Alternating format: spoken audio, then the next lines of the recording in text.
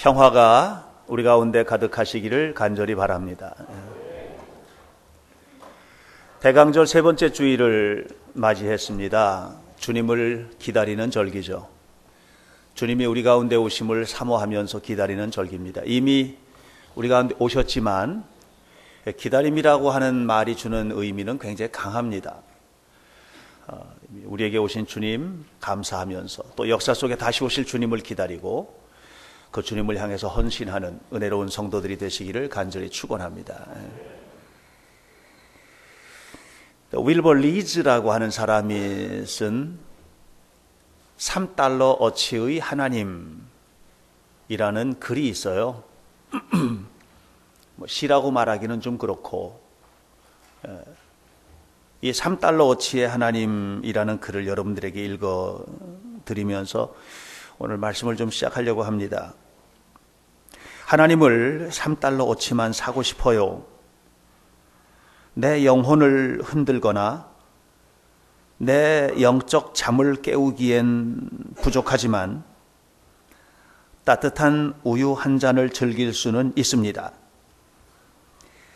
주님을 너무 많이 갖게 되어 흑인을 사랑하게 된다거나 떠돌이 일꾼과 수수밭 사이를 거닐며 시간을 보내고 싶지는 않아요.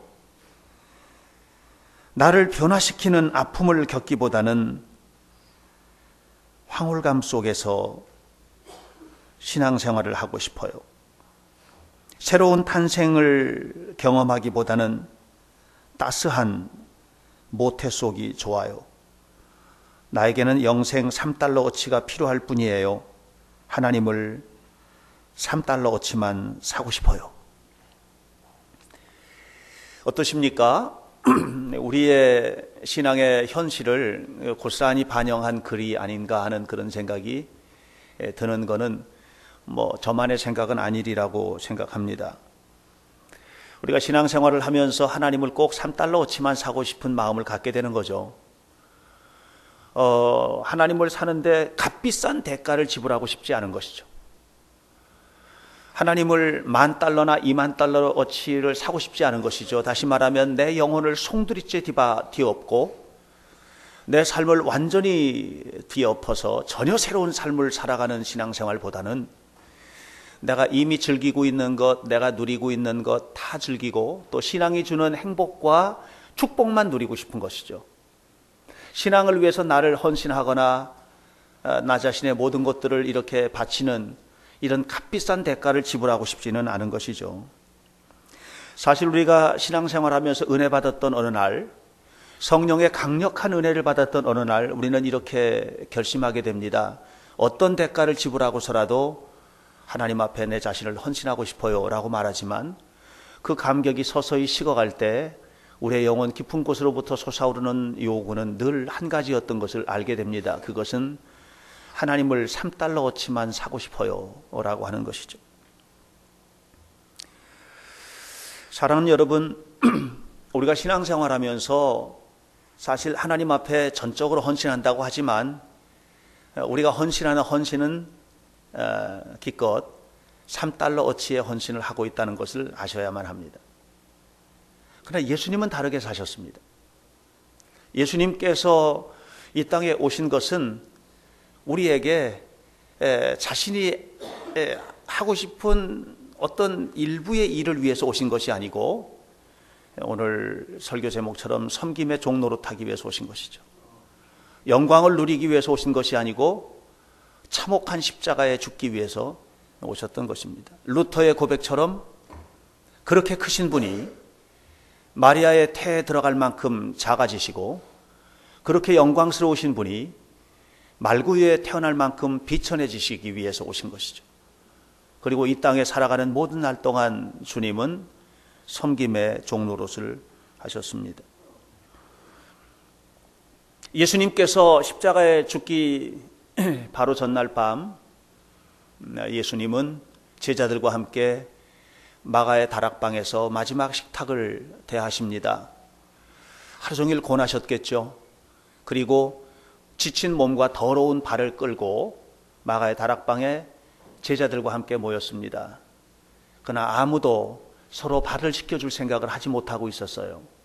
그때 예수님은 밖에 나가셔서 대야에 물을 가득 받아 오시고 허리에 수건을 동이시고 오셔서 이렇게 말씀하셨습니다. 내가 주와 선생이 되어 너희 발을 씻었으니 너희도 가서 이와 같이 서로 발을 씻어주는 것이 마땅하다.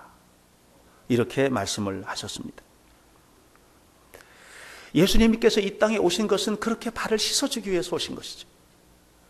그리고 예수님께서 이 땅에 오신 또 하나의 이유는 주님께서 그렇게 사신 것처럼 우리도 서로 발을 씻어주는 삶을 살도록 하기 위해서 오신 것이라는 거예요.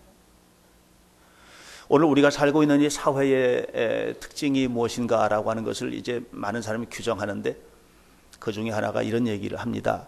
나 중심의 사회. 나 중심의 사회. 예? 사람들은 누구나 다 자기 중심으로 세상을 살고 있어요. 조금 강하게 얘기하면 자기밖에 모르는 세상. 이것이 오늘 우리가 살고 있는 세상이죠. 가정생활에 큰 영향을 미칩니다. 이런 사고방식 자체가. 그래서 제가 언젠가 어떤 그 대담 프로그램에서 서로 얘기하는 거를 들었는데 한 젊은이가 이제 결혼해야 되겠다고, 그래서 결혼하는 이유가 뭐냐, 너무 불편하다고. 내가 밥도 해 먹어야 되고 빨래도 해야 되고 너무 불편하니까 밥 해주는 사람도 필요하고 빨래 해주는 사람도 필요하다는 거죠. 이것이 나중심 사회의 결혼관이에요.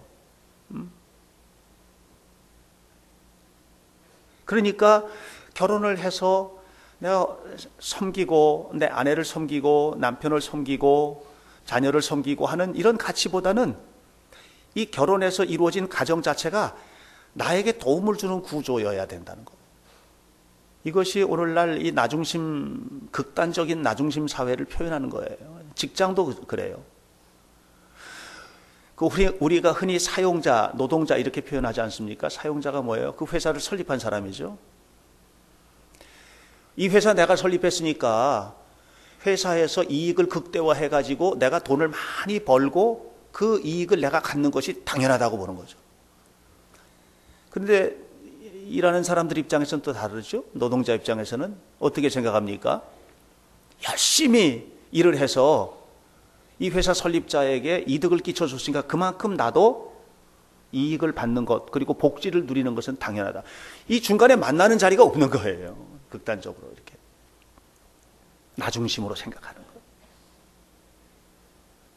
신앙생활도 그런 것 같아요. 우리가 신앙생활을 하면서 교회에서 우리가 서로 신앙생활 하지만 여러분, 우리가 신앙생활하는 목표가 뭐예요?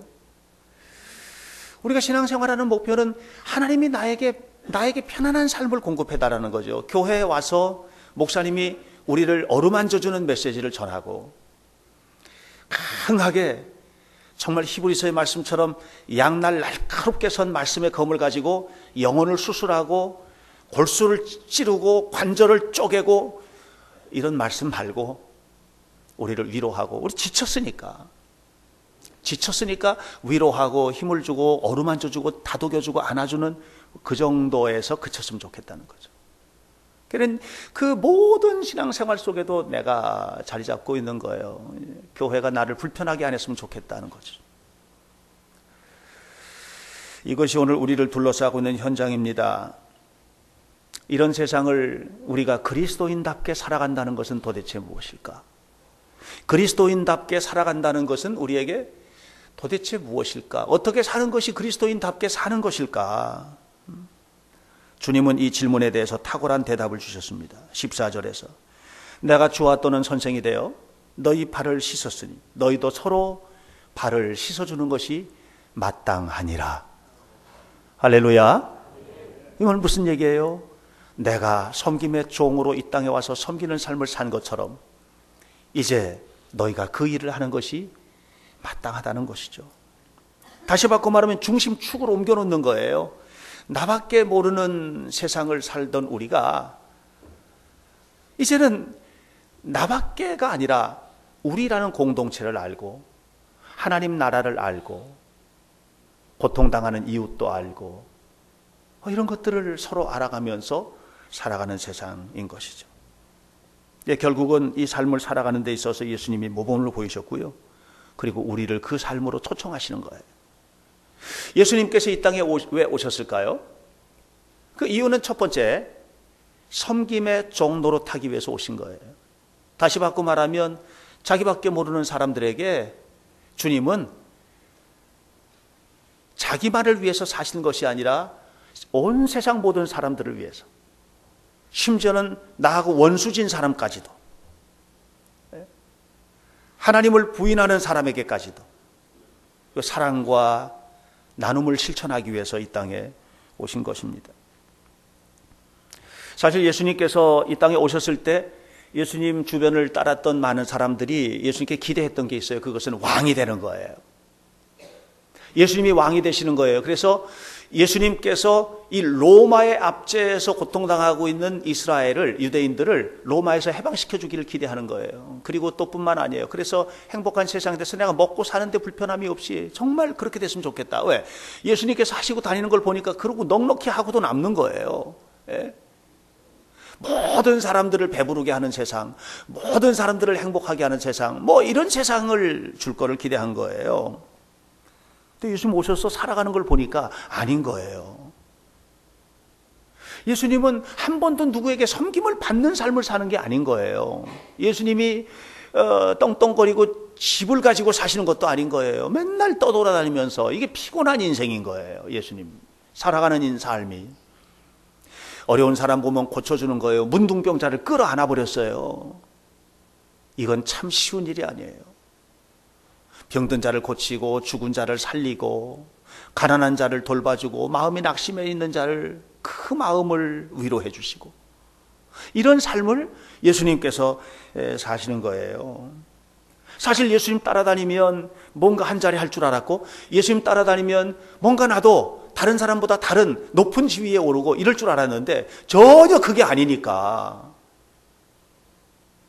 한 사람 둘 사람씩 다 떠나가는 거예요. 예수님 주변에 있던 그 구름대와 같이 몰렸던 사람들이 다 떠나가는 거예요.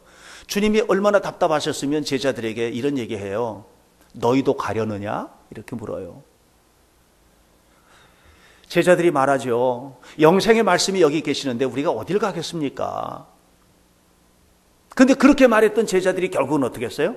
예수님 십자가 지셨을 때 다 갔어요. 한 명도 남지 않고 다 뿔뿔이 흩어졌어요. 우리들의 마음속에는요, 뭔가 희생하고 뭔가 섬기고 뭔가 나누고 이렇게 하는 것보다는 대접받고 높아지고 세워지고, 이것에 대한 요청이 훨씬 많은 거예요. 신앙생활하면서도 신앙생활이 주는 위로가 훨씬 컸으면 좋겠는 거예요. 내가 희생하는 희생보다. 하나님께서 나를 도와주셔서 내 어려운 상황 다 풀어주고 편안하게 살고 복받아서 살고 형통하게 살고, 우리가 요구하는 건 3달러어치 하나님인 거지, 내가 수백 달러를 희생해서 희생의 삶을 실천하는 거, 이런 삶을 못 살겠다는 것이에요.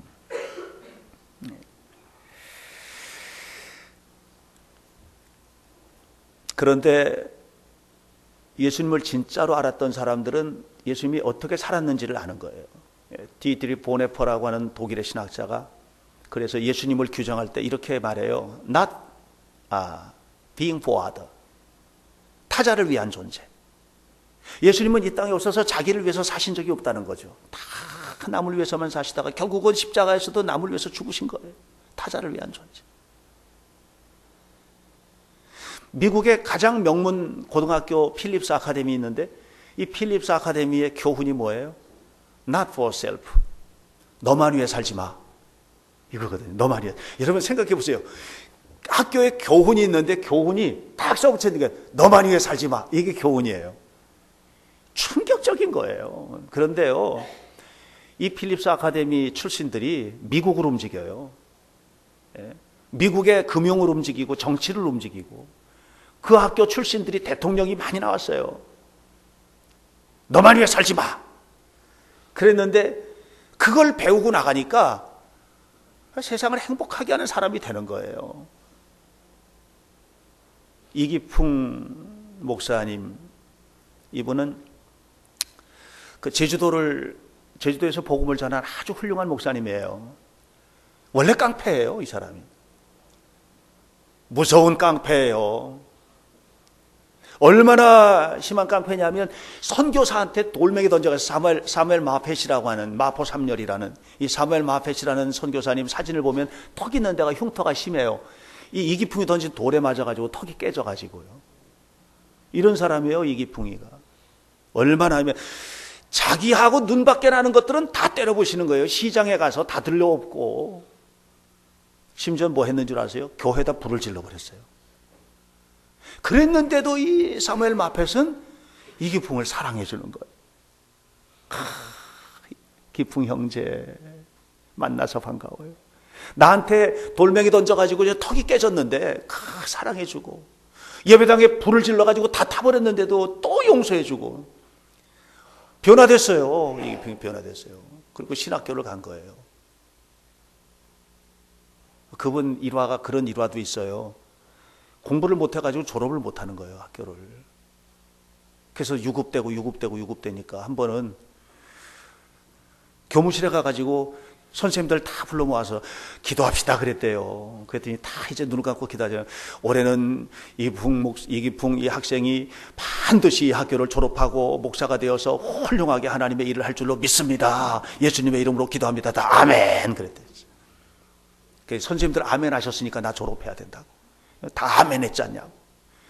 그래가지고 졸업했는데요, 이 사람이 제주도 가가지고 복음을 전하는 거 얼마나 그 무속과 미신이 센 곳입니까? 섬 아니에요, 섬. 섬 바닷가 세거든요.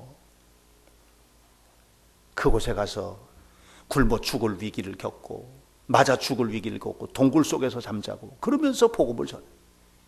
오늘날 제주도가요 너무 아름다운 도시. 이게 바로 이기풍 선교사의 이 목사님의 영향이 커요. 여러분 보세요. 우리가 분명히 알아야 돼요. 그분이 그렇게 했던 이유는 뭘까? 나중에 유언장을 사모님하고 같이 유언장을 남겼는데 유언장의 첫 글자가 뭔 줄 아세요? 5분 이상 예수님을 잊어버리지 마라. 이게 첫 번째. 5분 이상 예수님을 잊어버리지 마라. 여러분, 예수님을 기억하고 사십니까? 잊어버리고 사십니까? 우리가 너무 많이 잊어버리고 사는 거 아닌가, 예수님을. 너무 많이. 예수님을 잊어버리고 사니까 용서도 안 돼. 예수님을 잊어버리고 사니까 이해도 안 돼. 예수님만 기억하면 다 이해돼. 다 용서돼. 다 받아들일 수 있어. 근데 예수님을 잊어버리면 아무것도 안 되는 거, 이게. 예수님은 이 땅에 섬기러 오셨어요. 예수님을 잊어버리면 안 돼요. 예수님의 정신을 잊어버리면 안 돼요. 예수님을 바라보고 살아야 돼요.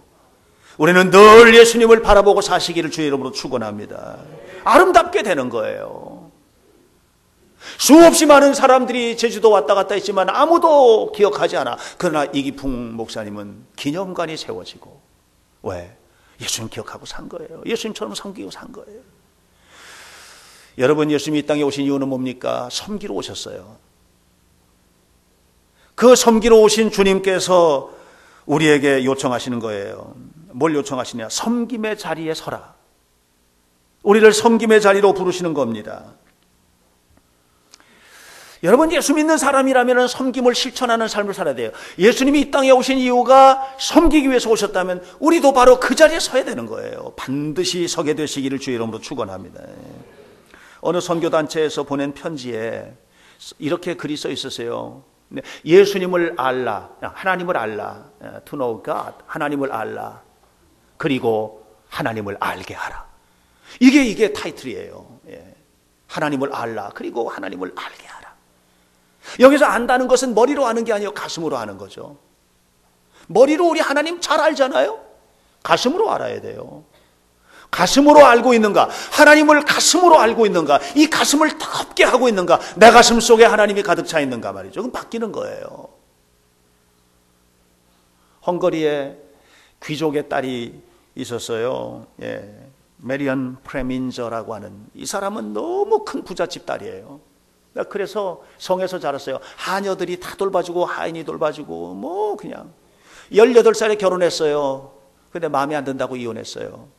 영화배우가 됐어요. 영화 감독과 결혼했어요. 마음에 안 든다고 이혼했어요. 프랑스 사교계에 와가지고 사교계의 여왕이 돼요. 그러던 어느 날 한 사람을 만나요. 그건 누구냐면 슈바이처 박사예요. 알버트 슈바이처. 이분은 파이프 오르간의 대가입니다. 파이프 오르가니스트예요. 유럽 최고의 그런 사람이었어요. 모금을 하는 연주회 자리였는데 그 자리에 참석을 했다가 끝나고 이 슈바이처와 얘기를 나누는 거예요. 이 프레민저가 예수님 몰랐겠어요? 알았죠? 근데 대화를 나누다가 가슴으로 예수님을 알게 된 거예요. 뜨겁게 예수님을 알게 된 거예요. 예수님이 누군지를 알게 된 거예요. 그리고서는 뭐 했는 줄 아세요? 그 화려한 옷, 그 치렁치렁한 보석 다 내려놓고 티셔츠 한 장 걸치고 아프리카에 갔어요. 슈바이처 박사 병원 람바레네. 그 병원에 가가지고요, 죽을 때까지 헌신했어요. 죽을 때까지. 나중에 죽기 전에 자서전을 썼어요. 그 자서전에 이런 말을 해요. 세상에는 두 가지 사람밖에 없다는 거예요. 섬길 줄 아는 사람과 섬길 줄 모르는 사람, 두 사람밖에 없다는 거예요.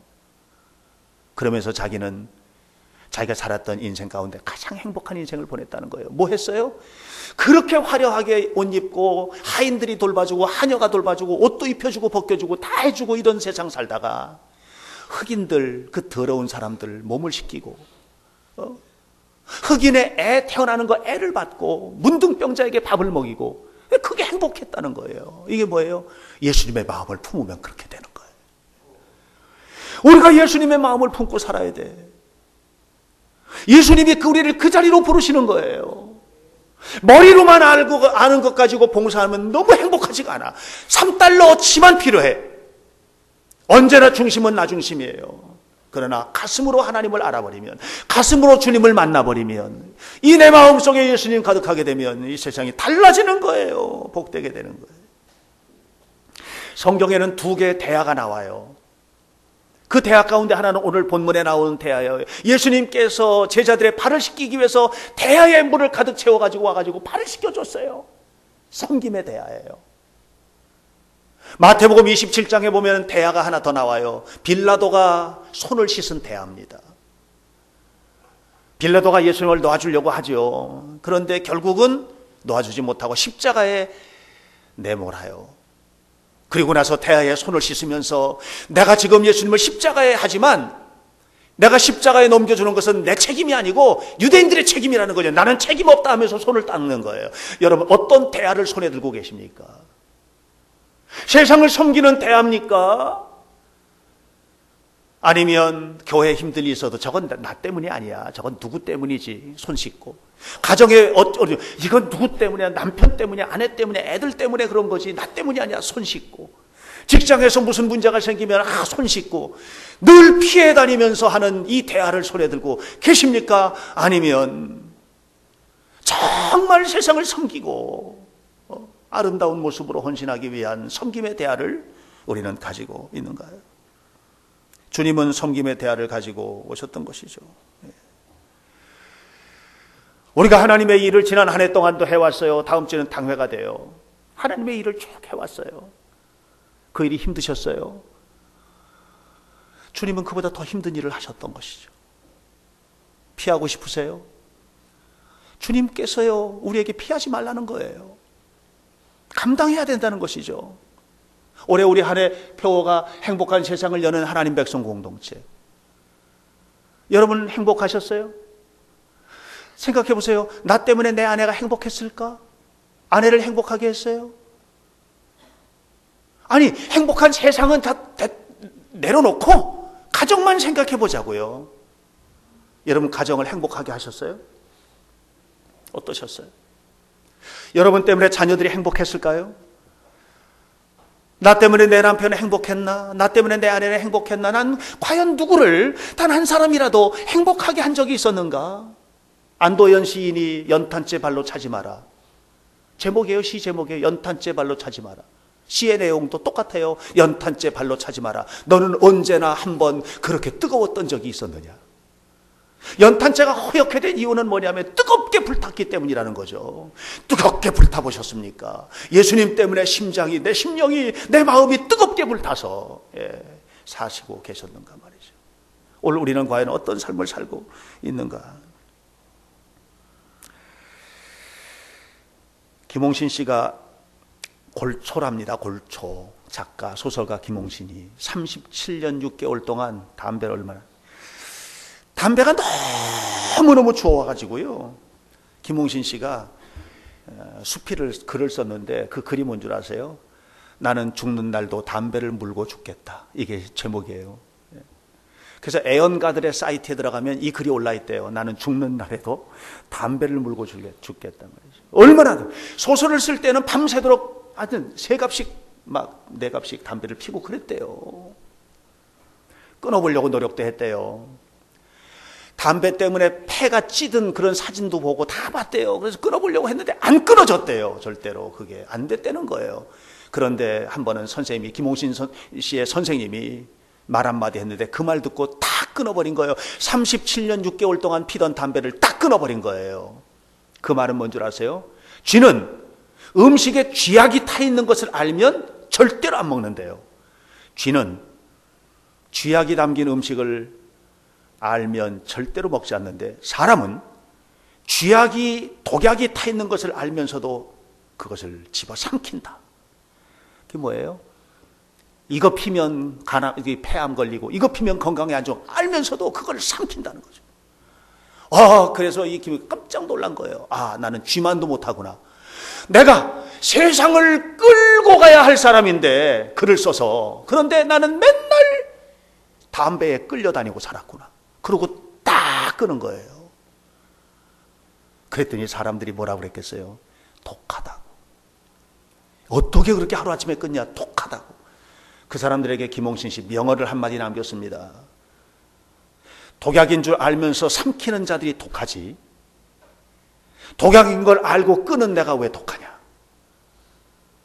이게 아주 대단한 얘기죠. 여러분, 뭐에 끌려다니셨어요? 당신은 무엇에 사로잡혀 사셨어요?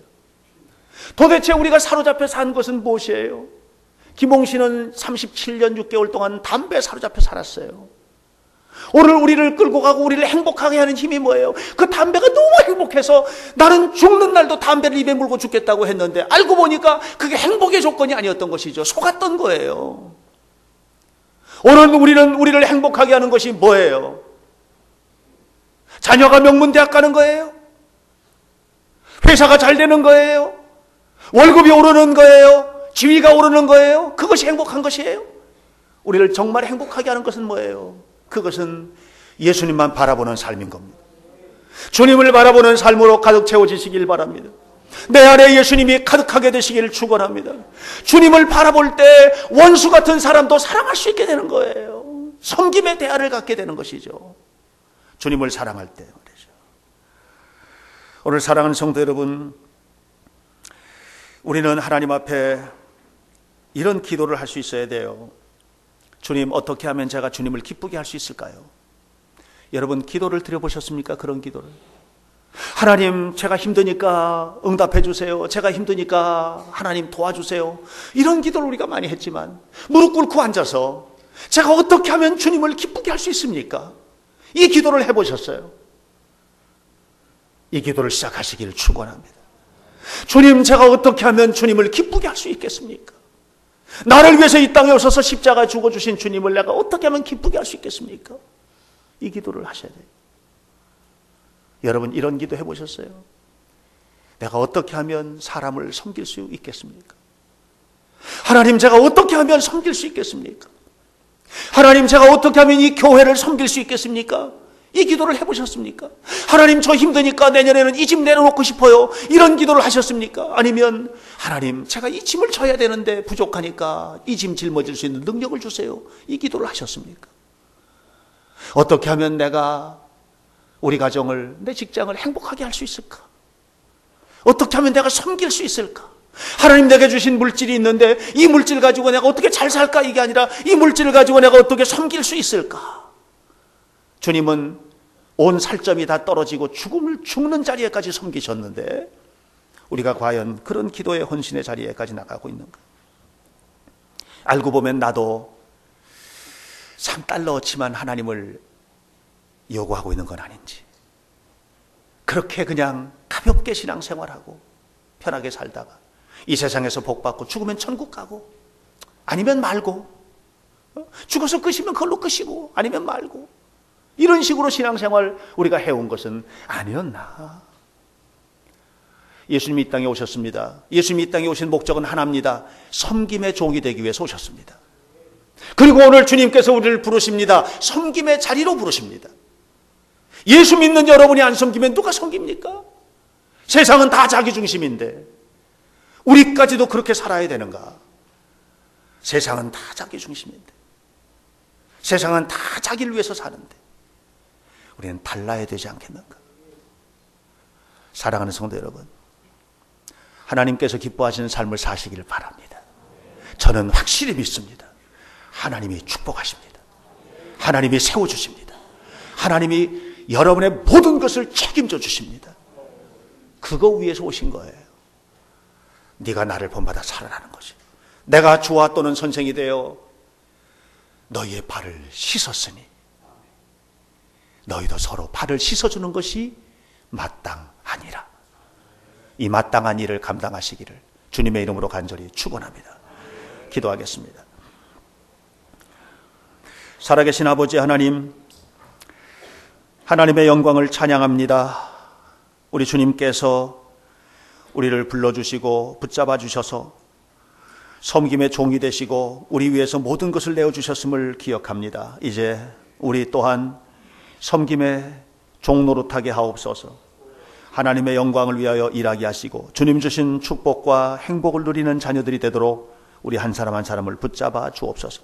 그래서 우리가 작은 일일지언정 세상을 행복하게 하는 거룩한 공동체로 하나님 앞에 살도록 우리를 붙잡아 주옵소서.